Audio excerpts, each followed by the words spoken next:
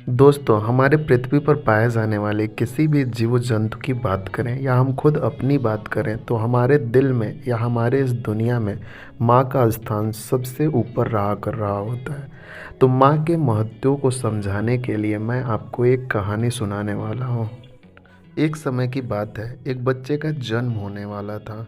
जन्म के कुछ क्षण पहले उसने भगवान से पूछा, मैं इतना छोटा हूँ, खुद से मैं कुछ कर नहीं पाता, भला धरती पर मैं कैसे रहूँगा? कृपया मुझे अपने पास ही रहने दीजिए, मैं कहीं नहीं जाना चाहता। भगवान बोले, मेरे पास बहुत से फरिश्ते हैं, उन्हीं में से मैंने एक तुम्हारे लिए चुन लिया है, जो तुम्हारा ख्याल रखेगा। पर आप मुझे बताइए, यहाँ स्वर्ग में मैं कुछ नहीं करता, बस गाता और मुस्कुराता हूँ, मेरे लिए खुश रहने के लिए इतना बहुत है।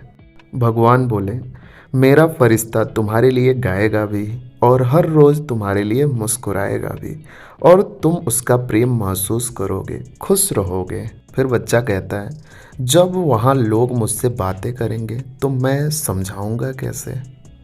मुझे तो उनकी भाषा नहीं आती।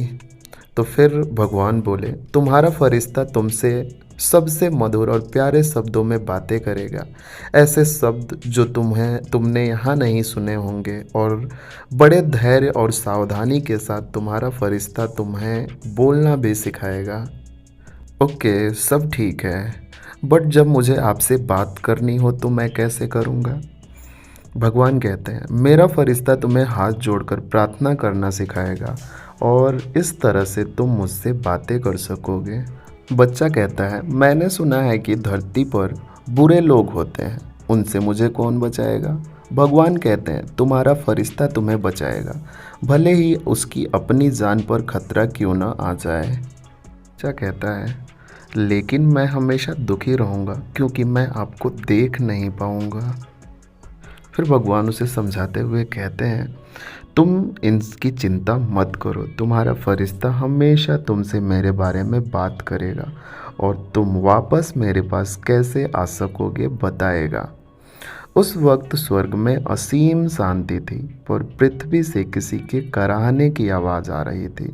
बच्चा समझ गया कि अब उसे जाना है, और उसने रोते रोते भगवान से पूछा, हे भगवान, अब तो मैं जाने वाला हूँ, कृपया मुझे उस फरिश्ते का नाम बताइए। भगवान बोले, फरिश्ते के नाम का कोई महत्व नहीं है, बस इतना जानो कि तुम उसे माँ कह करके पुकारोगे, और इस तरीके से हमारे इस धरती पर माँ का जन्म हुआ, और तब से लेकर के आज तक माँ हम जैसे बच्चों का पालन पोषण करती, सेवा करती।